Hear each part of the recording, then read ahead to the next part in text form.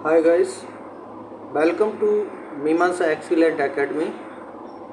आज हम लोग पढ़ने जा रहे हैं globe and latitude and longitude. जैसा कि कल हम लोगों ने पढ़ा था पृथ्वी के बारे में और प्लैनेट के बारे में, यानी ग्रहों के बारे में, किस प्रकार से वो अपना कार्य करते हैं, कैसा चक्कर लगाते हैं और कितने दिनों में लगाते हैं, तो इसके बारे में पढ़ा। लेकिन आज हम लोग पढ़ेंगे ग्लोब और अक्षांश एवं देशांतर के बारे में। NCERT बेस ये लेसन हमारा 2 रहेगा और बहुत ही महत्वपूर्ण लेसन है। इससे सभी कंपटीशन एग्जाम में प्रश्न बनते हैं।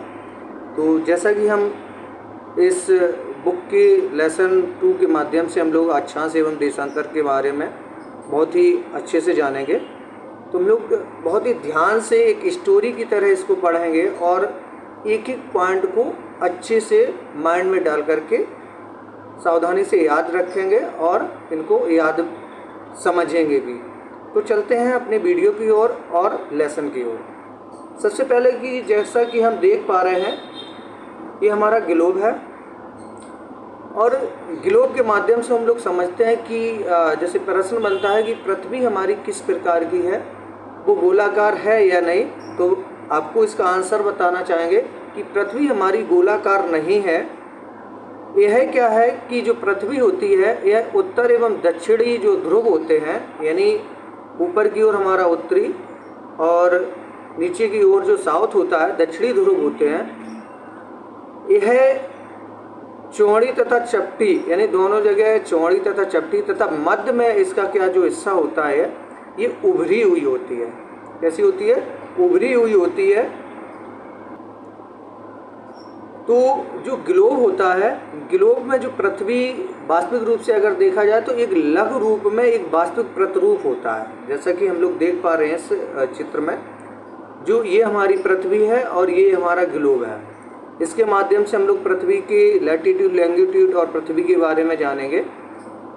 तो ग्लोब जो है विभिन्न आकार एवं प्रकार के हो सकते हैं, यानी जो ग्लोब हैं ये हैं वो कई प्रकार के हो सकते हैं, चाहे वो बड़े ग्लोब हों या छोटे ग्लोब हैं। जो छोटे ग्लोब होते हैं उन्हें क्या करते हैं, कुछ आसानी से इधर एक स्थान से दूसरे स्थान पर आसानी से इनको ले जा सकते हैं, ठीक है। और कुछ ग्लोब ऐसे भी होते हैं जो कि हम उन्हें आसानी से पॉकेट में रख सकते हैं। तो छोटे ग्लोब तथा गुब्बारे जैसे ग्लोब जैसे होते हैं जिनमें हवा भरी जा सकती है, उनमें क्या होता है वो आसानी से एक स्थान से दूसरे स्थान ले जाए जा सकते हैं। और ग्लोब जो हैं वो स्थिर नहीं होते हैं। याद रखिए, जो ग्लोब होते हैं वो स्थिर नहीं होते हैं। इसे उसी प्रकार घुमाया जा सकता है जैसा कि हमने देखा हो कि जो मिट्टी के बर्तन बनाने का जो कार्य करते हैं, जो हमारे कुम्हार भाई लोग जो करते हैं, तो वो मिट्टी बर्तन बनाने का जिस की प्रक्रिया द्वारा करते हैं वो एक चाक के माध्यम से बनाते हैं। एक चाक होता है, एक पहिया होता है लट्टू जैसा जो गोल होता है, और उसके माध्यम से कुम्हार जो क्या करते हैं मिट्टी के बर्तन बनाते हैं। और सेम उसी प्रकार से ग्लोब जो होता है वो भी एक, उसमें ग्लोब में जो पृथ्वी फंसी होती है वो एक ग्लोब के माध्यम से पृथ्वी को हम आसानी से इधर उधर घुमा सकते हैं और उसके माध्यम से हम पृथ्वी के बारे में समझा सकते हैं। ग्लोब पर क्या है, जो ग्लोब दिखता है हमारा, उसमें ग्लोब जो ऊपर हमारे ये दिख रहा है पृथ्वी के, तो इसमें क्या है कि देश जो होते हैं, महाद्वीप होते हैं, महासागर होते हैं, उनके सही आकार को यानी उसमें बने होते हैं, तो उसके माध्यम से उसे अच्छे से हम देख सकते हैं या दिखाया जाता है। तो क्या करते हैं कि पृथ्वी के समान किसी गोले पर जब किसी बिंदु की स्थिति का वर्णन करना वैसे कठिन है, यानी पृथ्वी के समान किसी गोले पर किसी बिंदु की स्थिति का वर्णन कठिन है। अब हमारे मन में एक प्रश्न बनता है कि इस पर किसी स्थान की स्थिति कैसे बताई जा सकती है। यानी जब हम ग्लोब के माध्यम से पृथ्वी के बारे में जानते हैं और किसी पॉइंट को लेते हैं तो उसके बारे में हम कैसे स्थिति बता सकते हैं, इसके बारे में ये प्रश्न हमारे माइंड में बनता है। तो हम लोग देखते हैं कि इसके लिए हमें क्या करना होता है कि कुछ बिंदु और रेखा जो होते हैं उनके अनुसार उन पॉइंटों को हम अच्छे से समझ सकते हैं। हम लोग इसमें देखते हैं कि जो ग्लोब है एक सुई जो है इसमें यहाँ जैसे हमारा जो अक्ष होता है ये हमारा अक्ष है, क्योंकि जो पृथ्वी होती है वो अपने अक्ष पर यानी अक्ष जो सुई है वहाँ फंसी हुई है वो अपने अक्ष पर घूमती है और ग्लोब में झुकी हुई अवस्था में स्थित होती है। जो पृथ्वी ग्लोब में एक झुकी हुई अवस्था में होती है, उसके माध्यम से हमें पता चलता है कि जो पृथ्वी है कि अपने अक्ष पर 23.5 अंश झुकी हुई है, जिसे हम अक्ष कहते हैं। ये हमारे हम लोग देख पा रहे हैं इस मैप फोटो के द्वारा कि जो ये हल्की सी सुई है और इस पर देखना पृथ्वी जो ग्लोब है हमारा लगा हुआ है और इसी पॉइंट को हम बोलते हैं अक्ष बोलते हैं। ग्लोब पर 2 बिंदु होते हैं जिनसे होकर सुई गुजरती है, यानी उत्तरी पॉइंट और दक्षिणी पॉइंट। ठीक है, जो 2 बिंदु होते हैं नीचे की ओर हम लोग देखेंगे तो वो दक्षिणी हो जाएगा साउथ, और अगर हम इसको ऊपरी की ओर देखेंगे तो ये जो होगा ये उत्तरी हो जाएगा। तो ये हमारे जो 2 बिंदु हैं उत्तरी और दक्षिणी ध्रुव, इनको हम बोलते हैं, यानी नीचे दक्षिणी ध्रुव और ऊपर उत्तरी ध्रुव।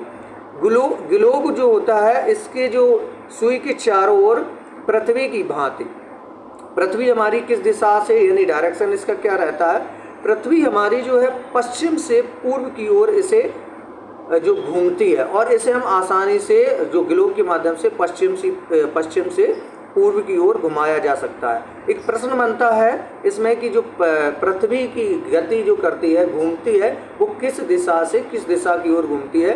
तो याद रखें पश्चिम से पूर्व की ओर हमारी पृथ्वी जो है वो घूमती है। लेकिन याद रखने हैं कि दोनों एक अंतर हैं। पृथ्वी पर वास्तव में ऐसी कोई सुई नहीं होती है, यह अपने अक्ष पर चारों ओर घूमती है। ध्यान रहे कि पृथ्वी पर ऐसी कोई सुई नहीं होती है, केवल एक अपने अक्ष पर जो होती है वो अपने अक्ष पर चारों ओर घूमती है। और किस दिशा में घूमती है, पश्चिम से पूर्व की ओर ये जो है पृथ्वी अपना चक्कर लगाती है। जो एक काल्पनिक रेखा है जो घूमती है वो क्या है, एक काल्पनिक रेखा है, और एक अन्य काल्पनिक रेखा भी ग्लोब को 2 बराबर भागों में बांटती है। क्योंकि जो रेखा है वो सब काल्पनिक है, वास्तविक पृथ्वी पर कहीं खींची हुई नहीं है। इतना हम लोग अच्छे से समझे। अब समझते हैं आगे नेक्स्ट कि हम लोग पृथ्वी पर जो काल्पनिक रेखाएं खींची हुई हैं उनको हम आसानी से समझते हैं कि जैसे कि ये हमारी एक पृथ्वी है और इसके जो बीचों बीच एक रेखा खींची हुई होती है। जो बीचों बीच जो रेखा खींची हुई होती है इसको हम भूमध्य रेखा क्या कहेंगे, भूमध्य रेखा, या फिर विषुवत व्रत रेखा या विषुवत रेखा भी हम इसको कह सकते हैं। जब हम इसके उत्तरी ओर यानी ये हमारा उत्तरी है और यह है हमारा दक्षिणी है, जब हम इसके उत्तरी ध्रुव की ओर बढ़ते हैं तो जो विषुवत रेखा के उत्तर की ओर जो रेखा खींची हुई होती है उसको हम बोलते हैं कर्क रेखा। क्या बोलते हैं, कर्क रेखा, जो कि कितने 23.5 अंश पर है और ये 0 अंश पर मानी जाती है विषुवत रेखा। ये एक काल्पनिक रेखा है। और उसके बाद हम बात करते हैं जो हमारे साउथ में यानी दक्षिणी ध्रुव में, विषुवत रेखा के बाद जो दक्षिणी ध्रुव में हम लोगों को जो रेखा काल्पनिक होती है उसे हम बोलते हैं मकर रेखा। इसका भी जो बिंदु है वो 23.5 अंश, यानी 23.5 अंश अगर साउथ में करें तो मकर रेखा, अगर नॉर्थ में करें तो कर्क रेखा। पृथ्वी के उत्तर में अगर पृथ्वी को 2 भागों में जो बांटती है वो हमारी कौन सी रेखा कहलाती है, उस रेखा को हम लोग भूमध्य रेखा कहते हैं। और जिसका मापन अगर माना जाए तो वो 0 अक्षांश रेखा या 0 अंश की रेखा कहलाती है, जो कि 2 भागों में बांटती है। इसके बाद पृथ्वी के उत्तर में स्थित आधे भाग को उत्तरी गोलार्ध तथा दक्षिणी आधे भाग को दक्षिण में जो बांटने वाली रेखा होती है उसे हम क्या बोलते हैं, विषुवत रेखा या विषुवत व्रत। यह दोनों बराबर एक आधे भाग होते हैं। अब हम इसके आगे बात करते हैं कि सबसे महत्वपूर्ण जो बिंदु है विषुवत व्रत से ध्रुवों तक स्थित सभी समांतर जो व्रत हैं उनको अक्षांश या समांतर रेखाएं कहते हैं। यानी फिर से समझते हैं इस बात को कि विषुवत वृत्त से, विषुवत वृत्त हमारी कौन सी है, जो डिग्री 0 डिग्री पर है, उस विषुवत वृत्त से अगर हम लोग इधर देखें, इन दोनों ओर साउथ एंड नॉर्थ में अगर हम इनको देखें तो ध्रुवों तक सब स्थित जो सभी समांतर जो रेखाएं हैं वृत्त को हम अक्षांश या समांतर रेखाएं कहते हैं। उनको हम किस में मापते हैं, अंश में मापते हैं। जैसा कि इस मैप में देखते हैं हम लोग। सबसे पहले ये हमारी विषुवत वृत्त है, इधर हम आते हैं साउथ में, इधर चलते हैं नॉर्थ में। तो ये हमारी जो है रेखा है वो समांतर यानी समान, जैसे 20, 40, 60, 80 इस प्रकार से, इसी प्रकार से साउथ में भी होता है। और यह जो है इसका मापन हम किस में करते हैं, अंश में इसे हम मापन करते हैं। विषुवत वृत्त शून्य अंश अक्षांश को दर्शाती है। और विषुवत वृत्त क्या करती है, जो दोनों तरफ ध्रुवों के बीच की दूरी जो पृथ्वी के चारों ओर की एक वृत्त का 1/4 है। यानी विषुवत वृत्त से दोनों तरफ ध्रुवों के बीच की जो दूरी है पृथ्वी के चारों ओर के वृत्त का 1/4 है। अतः इसका मापन होगा 360 अंश का। यानी अगर हम इसको पूरा, अगर इसका पृथ्वी का मापन अगर करें तो उसका मापन हमारा कितना होगा, 360 अंश। कितना हो जाएगा, 360 अंश। यानी अगर हम देखें उत्तरी अक्षांश कितना हो जाएगा, 90। दक्षिणी अक्षांश हमारा कितना हो जाएगा, 90। तो 90, 90, 180। इसके बाद हमारा अगर हम इसको देखें पश्चिम की ओर तो ये 90, और अगर हम इसको पूर्व की ओर देखें तो ये भी 90। तो ये साउथ और नॉर्थ 180, वेस्ट और ईस्ट जो है 180, 180, 180 कितना हुआ, 360 अंश। तो हमारे पृथ्वी का पूरा अक्षांश यानी मापन कितना है, 360 अंश।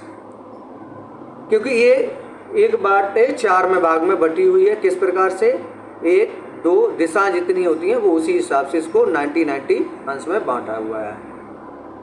उत्तरी अक्षांश ध्रुव जो 90 अंश दक्षिणी और तथा नॉर्थ होता है। इस प्रकार से हमने इतना समझा। अब हम देखते हैं आगे, इसको अच्छे से फिर से आगे समझते हैं इनको।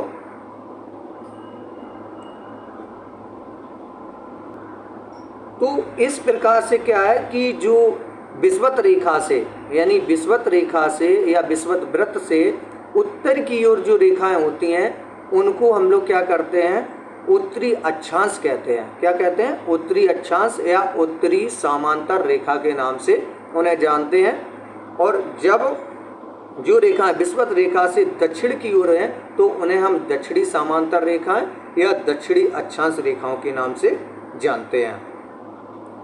इसलिए प्रत्येक अक्षांश के मान के साथ उसकी दिशा जो है यानी उत्तर या दक्षिण को भी लिखा जाता है।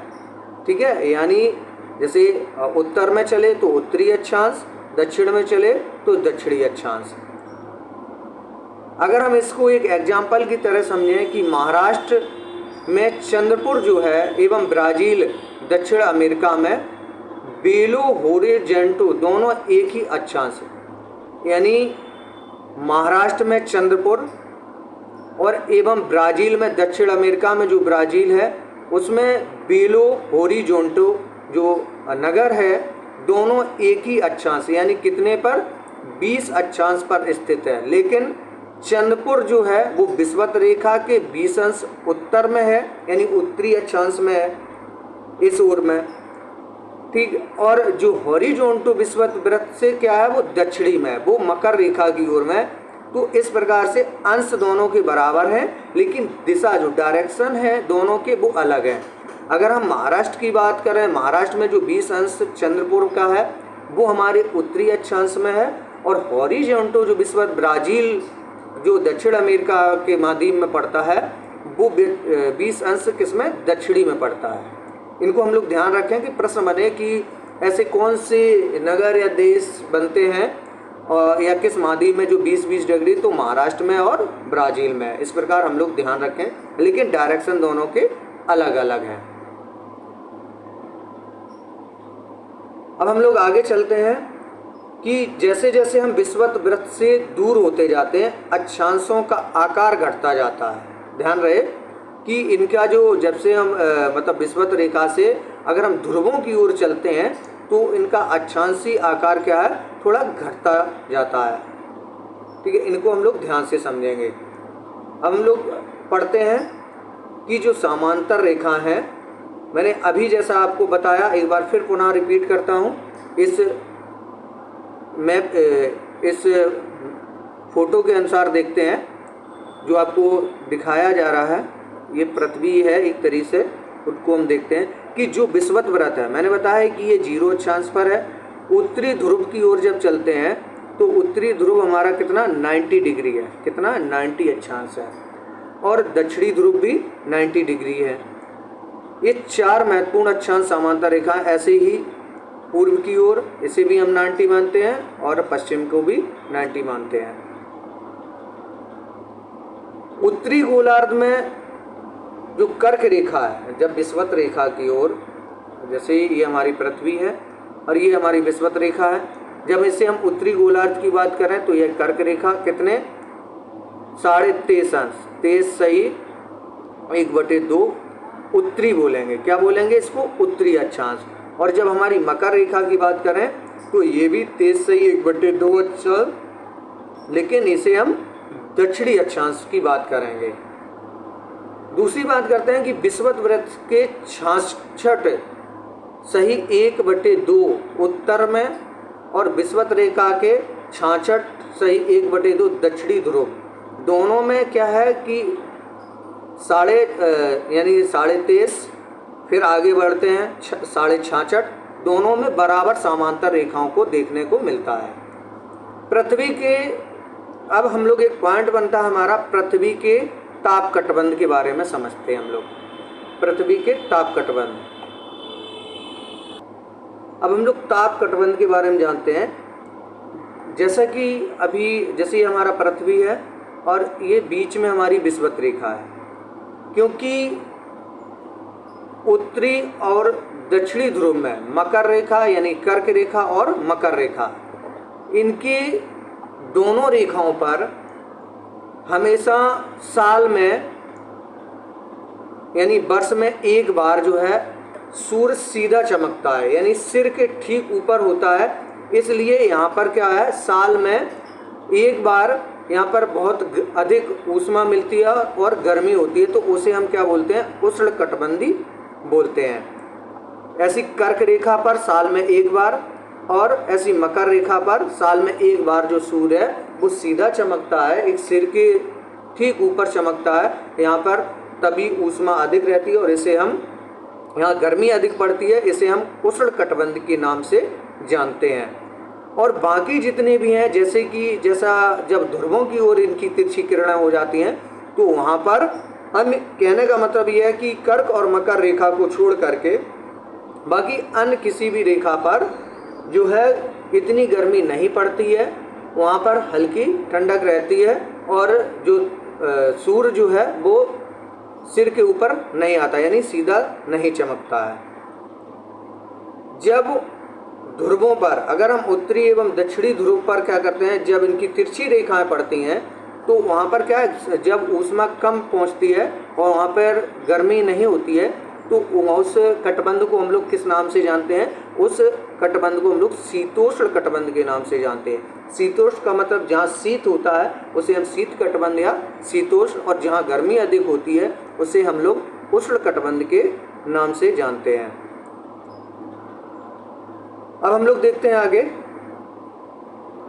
यानी जब हमारा उष्ण कटिबंध जो होता है, मैंने बताया आपको कर्क रेखा और मकर रेखा पर सबसे अधिक उष्ण कटिबंध देखने को मिलता है, क्योंकि यहाँ जो है ऊष्मा अधिक चमकती है, अधिक आती है, क्योंकि सूर्य जो है यहाँ सीधा चमकता है। और इसके बीच वाले यानी मकर रेखा और कर्क रेखा के बीच वाले भाग को जब हम लोग देखते हैं,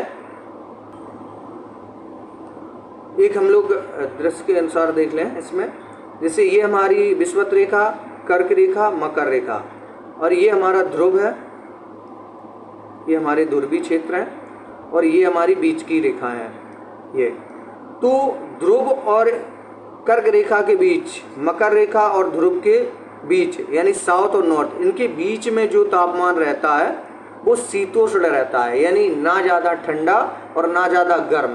तो उस क्षेत्र को हम लोग किस नाम से जानते हैं? उसे हम शीतोष्ण कटिबंध के नाम से जानते हैं। जहाँ अधिक ना गर्मी हो ना अधिक सर्दी हो, तो उस बीच के क्षेत्र को हम लोग शीतोष्ण कटिबंध के नाम से जानते हैं। इस हम लोग याद रखेंगे इसे। और दूसरा, अब हम लोग चलते हैं नेक्स्ट, ध्रुवों की ओर जब हम लोग बढ़ते हैं तो ध्रुवों की ओर क्या होता है कि जब उत्तरी गोलार्ध या दक्षिणी गोलार्ध में जो ठंड अधिक यानी जो ठंडा क्षेत्र होता है वहाँ, क्योंकि जो सूर्य की किरणें हैं वहाँ बहुत ही कम पहुँच पाती हैं, या सूर्य की जो किरणें हैं वो क्षैतिज यानी तिरछी ज़्यादा रहती हैं, ऊपर नहीं आ पाता है, इसलिए यहाँ पर ठंड अधिक पड़ती है। तो उस क्षेत्र को हम लोग क्या कहते हैं? शीत कटिबंध के नाम से जानता है। हमने 3 कटिबंध समझे, उष्ण कटिबंध, शीतोष्ण कटिबंध और शीत कटिबंध। जहाँ गर्मी अधिक पड़ती है, हम लोग ध्यान रखें, जहाँ गर्मी अधिक पड़ती है वहाँ उसे हम उष्ण कटिबंध के नाम से जानते हैं। जहाँ सर्दी और गर्मी कम पड़ती है यानी मकर रेखा या कर्क रेखा, उत्तरी और दक्षिणी ध्रुवों के बीच के जो भाग होते हैं, कर्क रेखा और ध्रुव, उत्तरी ध्रुव के बीच के भाग को हम लोग क्या कहते हैं?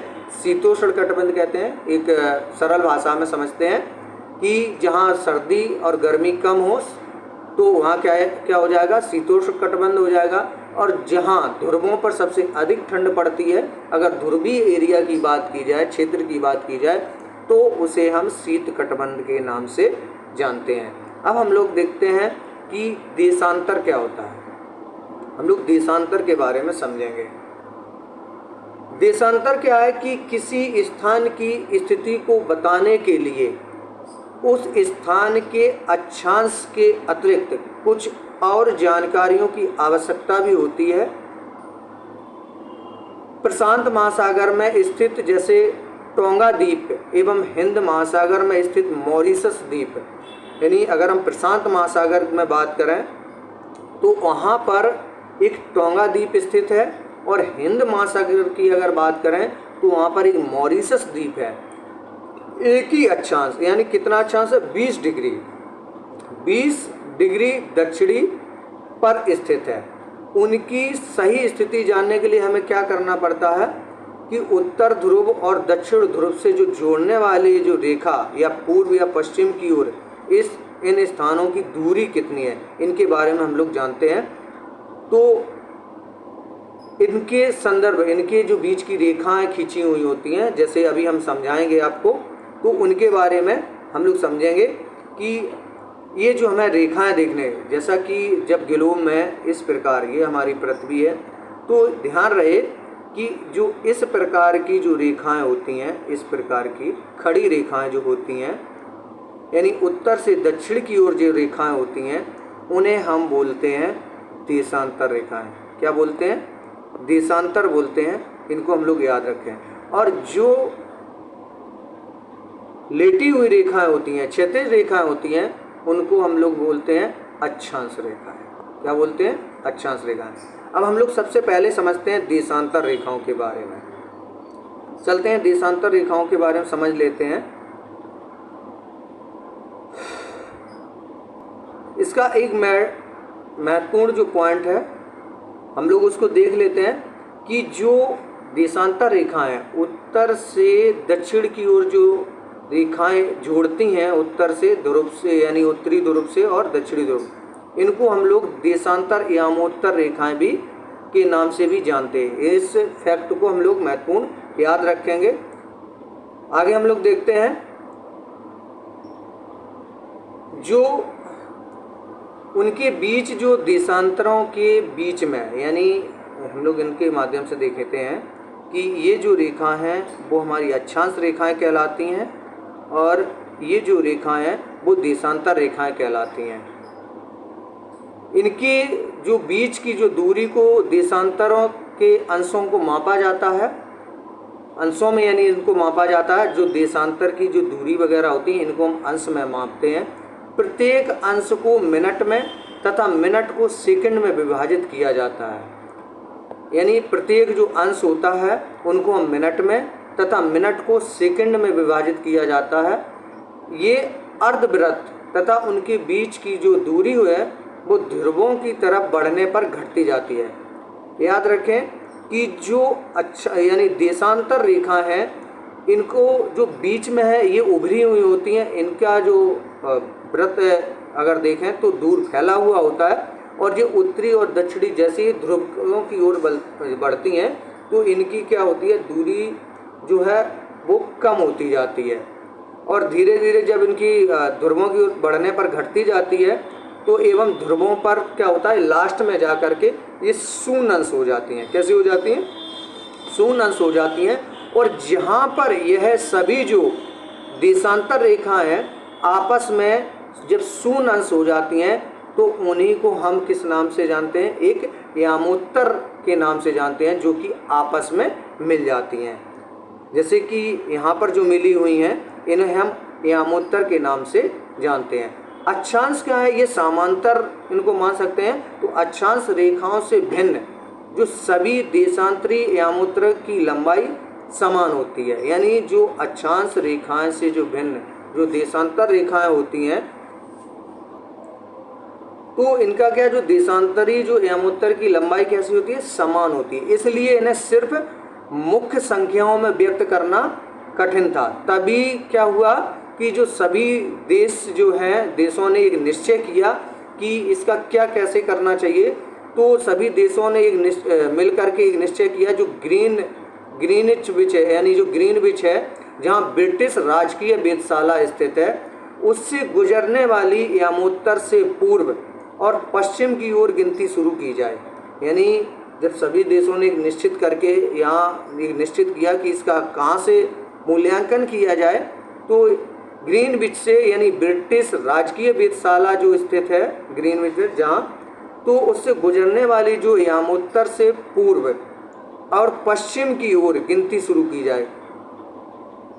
यामोत्तर से पूर्व और पश्चिम की ओर गिनती शुरू की जाए। इनको हम समझते हैं। जैसे कि ये यामोत्तर है, एक सेकेंड, तो इसके पूर्व एंड पश्चिम गिनती की जाए और इस यामोत्तर को प्रमुख यामोत्तर के नाम से भी जानते हैं हम लोग। जो ये हमारी जो रेखा दिख रही है ये जीरो देशांतर के रूप में दिख रही, तो इसे हम लोग किस नाम से जानते हैं? प्रमुख यामोत्तर के नाम से जानते हैं इसको। और इसके बाद इसका मान जो है कितना, प्रमुख जो यामोत्तर रेखा जो है, देशांतर जो है, उसका मान हमारा कितना, 0 डिग्री देशांतर है। तथा यहाँ से हम 180 अंश पूर्व या 180 अंश पश्चिम तक गणना करते हैं। यहाँ से हम लोग क्या करते हैं, ये 0 है, यहाँ से अगर हम यहाँ से चलेंगे तो 180 अंश और इधर से भी हम 180 अंश मिल देख करके इनकी गणना करते हैं। प्रमुख यामोत्तर तथा 180 अंश यामोत्तर मिलकर पृथ्वी को 2 समान भागों में बांटती है। यानी यहाँ से जब 180 इधर 180 इधर, जैसे कि ग्लोब का पूरा अक्षांशीय विस्तार मैंने बताया 360 अंश होता है, तो 180 अंश दोनों दिशाओं में, पूर्व एंड पश्चिम में, तो जो समान भागों बांटते हैं। पूर्वी गोलार्ध एवं पश्चिमी गोलार्ध में जब विभक्त इनको कर दिया जाता है तो इसलिए किसी स्थान के देशांतर के आगे पूर्व के लिए अक्षर पूर्व लगाते हैं तथा पश्चिम के लिए अक्षर पश्चिम पा का प्रयोग करते हैं। 180 अंश पूर्व और 180 अंश पश्चिम यामोत्तर एक ही रेखा पर स्थित है। याद रखें कि 180 अंश पूर्व और 180 अंश पश्चिम एक ही रेखा पर स्थित है। हम लोग अभी समझते हैं कि अगर हम अब ग्लोब पर अक्षांश जो समांतर रेखा, अक्षांश का मतलब समांतर रेखाएं भी इनको हम बोल सकते हैं, एक देशांतरी यामोत्तर के द्वारा बनी ग्रिड को हम लोग इसमें, ये जो हमारी जो ग्रिड दिख रही है इसको हम लोग देखते हैं ध्यान से। अगर आपको किसी स्थान के अंश एवं देशांतर की सही जानकारी हो तो ग्लोब पर आप उस स्थान का पता आसानी से लगा सकते हैं। क्योंकि इसी के माध्यम से हम लोग आसानी से देख सकते हैं। तो हम लोग एक आसानी से इसे समझते हैं एक उदाहरण के लिए कि असम में जो धुबरी है वो 26 अंश उत्तरी अक्षांश तथा 90 अंश पूर्वी देशांतर पर स्थित है। जो असम में धुबरी है वो 26 डिग्री उत्तरी एवं 90 डिग्री पूर्वी देशांतर पर स्थित है। अब उस बिंदु को देखें जहां दोनों रेखाएं एक दूसरे को काटती हैं। ध्यान से हम लोग देखते हैं तो यह बिंदु जो है वो धुबरी की स्थिति होगा, यानी जहां काटती हैं तो वो कहां पर होगी, वो धुबरी पर काटेंगी।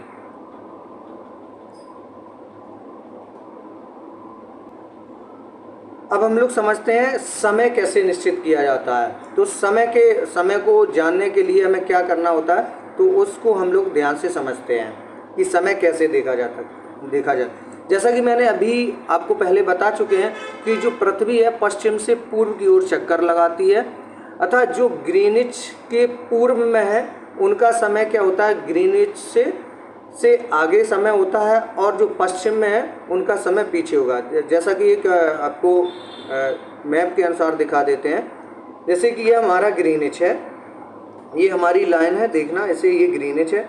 अगर हम इसके पूर्व की ओर चलेंगे तो ये हमारा आगे की ओर चलेगा प्लस, और अगर जैसे हम पश्चिम की ओर चलाएंगे तो ये हमारा चलेगा पीछे की ओर, अर्थात माइनस की ओर से हम चलेगा, क्योंकि जो ग्रीनिच है वो हमारा ये है। इसको हम लोग समझते हुए चलते हैं। तो इस प्रकार से क्या होगा कि जो समय के अंतर की दर जो गणना करेंगे वो इसी विधि से की जा सकती है। यानी पृथ्वी जो लगभग है कितने 24 घंटे में अपने अक्ष पर 360 अंश, क्योंकि इनका जो विस्तार है वो 360 अंश घूम जाती है, अर्थात वह 1 घंटे में कितने अंश घूमती है, 15 अंश। कितने, 15 अंश घूमती है। तो 15 अंश जब घूमती है तो उसमें जो समय 15 अंश घूमती है 1 घंटे में, एवं 4 मिनट में कितना घूमती है, 1 अंश। यानी 1 घंटे में 1 घंटा बराबर 15 अंश घूमती है, ठीक है। और जब यह 1 मिनट में कितना घूमती है, 4 अंश। इस प्रकार से जब ग्रीनिच में दोपहर के 12 बजते हैं, ध्यान से समझना, जब ग्रीनिच में क्या होता है, दोपहर के जब 12 बजते हैं तब ग्रीनिच से 15 अंश पूर्व में, 15 अंश पूर्व में क्या होगा, जो समय होगा वो क्या होगा, तो वो हमारा 60 मिनट हो जाएगा। जैसे कि 15 अंश बराबर कितना, 1 घंटे, यानी 60 मिनट। तो जब हमारे ग्रीनिच में 12 बजे, तो जब हम पूर्व की ओर बढ़ेंगे तो 12 + 1 होगा। ध्यान से समझते हैं कि अभी मैंने बताया कि 1 घंटे में 15 अंश घूमती है, और 1 मिनट में कितना पृथ्वी घूमती है, 4 मिनट।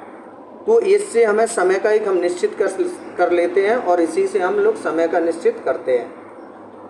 इसमें क्या करेंगे कि जब हमारे ग्रीनिच में 12 बजेंगे तो जब पूर्व की ओर जब हम लोग 15 अंश अगर आगे बढ़ते हैं तो कितना समय बढ़ जाएगा, 1 घंटे। अगर यही पॉइंट हम लेते हैं पश्चिम की ओर, जब हम पश्चिम की ओर, ग्रीनिच से जब पश्चिम की ओर अगर चलेंगे 1 घंटे 15 अंश यानी चलेंगे, तो 1 घंटे क्या हो जाएगा, पीछे हो जाएगा। तो यहाँ पर हमारा कितना बज जाएगा, 11 बज जाएंगे। तो इस प्रकार से हम लोग याद रखें कि पूर्व में प्लस रहेगा और पश्चिम में माइनस रहेगा। इसी प्रकार से जब ग्रीनिच में दोपहर के 12 बजे होंगे तो उस समय 180 अंश पर क्या होगा, मध्य रात्रि होगी। क्या हो जाएगी, मध्य रात्रि। यानी जब ग्रीनिच में 12 बजेंगे तो उस समय 180 अंश पर क्या होगा, हमारा एक रात्रि होगी मध्य। उसमें पूर्व या पश्चिम से मतलब नहीं है, क्योंकि वहाँ पर बराबर तुलना में समांतर है, तो इस वजह से वहाँ पर 180 अंश पर मध्य रात्रि हो जाएगी। हम लोग अब देखते हैं, आगे चलते हैं कि जब दोपहर में उस समय घड़ी में दिन के जब 12 बजते हैं, इस प्रकार घड़ी के द्वारा दिखाया गया समय उस स्थान का स्थानीय समय होगा। क्योंकि हम लोग मूल्यांकन जो करते हैं वो 12 बजे से ही इसी के अनुसार करते हैं, क्योंकि ग्रीनिच में 12 बजे से ही एक समय को निश्चित किया गया है। हम लोग घड़ी को भी देखते हैं कि जब इस प्रकार से जब मेरी घड़ी होती है तो यहाँ 1 मिनट, तो देखना कि यहाँ जब 12 बजेगा तो यहाँ जब हमारे 12 बजते हैं, तो जब हम ये हमारा पूर्व है और यह एक पश्चिम है। तो जब हम इधर की ओर जब हमारी सुई चलती है इस प्रकार से, तो जब हमारी इस प्रकार से चलती तो हम लोग देखते हैं समय बढ़ता है और यहाँ पे आकर के फिर यहाँ से इस प्रकार से, और जब यहाँ से हम इधर को ओर देखते हैं तो यह समय हमारा घटता है। तो हम लोग घड़ी के अनुसार भी देख सकते हैं, समझ सकते हैं कि पूर्व की ओर क्या होता है, प्लस होता है समय, और अगर हम पश्चिम की ओर देखें तो माइनस होता है। इसके अनुसार हम लोग समझ चुके हैं कि समय को कैसे निश्चित किया जाता है। बहुत से देशांतर से होकर गुजरने वाली रेलगाड़ियों के लिए समय सारणी तैयार करना कठिन होता है। असम के डिब्रूगढ़ के स्थानीय समय में लगभग 1 घंटा 45 मिनट का अंतर होता है। इसको हम लोग याद रखेंगे। भारत में जो है समय का मूल्यांकन कहाँ करते हैं हम लोग, भारत में 82.5 अंश, ये देखते हैं हम लोग, ये जो हमारी रेखा है ये 82.5 अंश पूर्व, यानी ये पूर्व में है 82.5 अंश, क्योंकि यह भारत का बीच है, ये पश्चिम, ये पूर्व। तो 82.5 अंश जो पूर्व रेखा है, मानक समय रेखा जिसे हम बोलते हैं, उससे हम लोग भारत में एक समय निश्चित करते हैं 82.5 सही 30 मिनट। तो यह पूर्वी मानक यमोत्तर के नाम से जानी जाती है, जो कि कहाँ पड़ती है, इलाहाबाद के पास, नैनीताल के पास में पड़ती है। नैनीताल से होकर के ये गुजरती है। इसको हम लोग मानक समय रेखा के नाम से जानते हैं। कबीर भोपाल के निकट एक छोटे से नगर में रहता है और वह अपने एक इसी प्रकार से एक समय को निश्चित करके अपने आपस में बात करते हैं। भारत एवं इंग्लैंड के बीच एक क्रिकेट मैच लंदन में 2 बजे, यानी लंदन में 2 बजे अपराह्न में शुरू होगा। जैसे माना कि दिन में 2 बजे शुरू होगा, अर्थात भारत के समय अनुसार मैच शाम के 7:30 बजे होगा। हम लोग अंतर देखते हैं कि जो 82.5 अंश यानी 5.5 घंटे ग्रीनिच से और अपने भारत में प्लस में 5.5 घंटे का अंतर है, यानी ग्रीनविच समय से 5.5 घंटा अपने भारत का समय आगे है। इसलिए जब लंदन में दोपहर के 2 बजे होंगे तब भारत में 5.5 घंटे प्लस हो जाएगा, और इस प्रकार से अपने भारत में 7:30 बजे होंगे उसके अनुसार। और अगर हम देखते हैं कि कुछ देशांतरी, यानी जो कुछ देशों का देशांतरी विस्तार है वो अधिक होता है, और जिसके कारण वहाँ पर एक से अधिक मानक समय अपनाए गए हैं। उदाहरण के लिए अगर हम देख लेते हैं कि रूस में 11 मानक समयों को अपनाया गया है। पृथ्वी को एक घंटे वाले 24 समय क्षेत्रों में बांटा गया। इस प्रकार प्रत्येक समय क्षेत्र 15 अंश देशांतर तक के क्षेत्र को घेरता है। ठीक है, इस प्रकार से आज हमने समझा देशांतर अक्षांश और इसके समय के बारे में, समझा किस प्रकार से समय को और देशांतर को हम लोग जानते हैं। अब हम लोग मिलते हैं कल नेक्स्ट, तब तक इसमें से कुछ प्रश्नों को एक हम लोग रिवाइज कर लेते हैं कि हम लोगों ने, जैसे कि इसमें प्रश्न बनता है कि प्रमुख यामोत्तर का मान कितना होता है, तो इसका हमारा ख नंबर सही है, 0 डिग्री होता है। शीत कटबंध किसके नज़दीक पाया जाता है, शीत कटबंध की बात करते हैं तो यह ध्रुवों पर पाया जाता है। और देशांतरों की कुल संख्या कितनी है, मैंने आपको बताया कि जो देशांतरों की कुल संख्या कितनी होती है, इसका ऑप्शन नंबर हमारा जो सही हो जाएगा वो ख नंबर हो जाएगा 180। दक्षिण ध्रुव व्रत स्थित है, यानी जो दक्षिणी ध्रुव जो व्रत स्थित है वो किस गोलार्ध में स्थित है, तो वो दक्षिणी गोलार्ध में स्थित है। ग्रिड किसका जाल है, तो ग्रिड हमारा किसका जाल है, जैसा कि मैंने अभी बताया आपको कि अक्षांशों, समांतर रेखाओं एवं देशांतरी यामोत्तरों को जो ग्रिड है उसका जाल है। दोनों का आपस में जो है मिलना, उसे हम ग्रिड के नाम से जानते हैं। आज का वीडियो हमारा यहीं समाप्त होता है। आपको अगर वीडियो अच्छी लगे तो आप लोग चैनल को सब्सक्राइब करें, और ऐसी वीडियो देखने के लिए हमारे यूट्यूब चैनल को बेल आइकन दबाएं, जिससे आपको नोटिफिकेशन मिलता रहेगा। तब तक के लिए हम लोग जय हिंद जय भारत, कल मिलते हैं नेक्स्ट टॉपिक के साथ। तब तक के लिए धन्यवाद।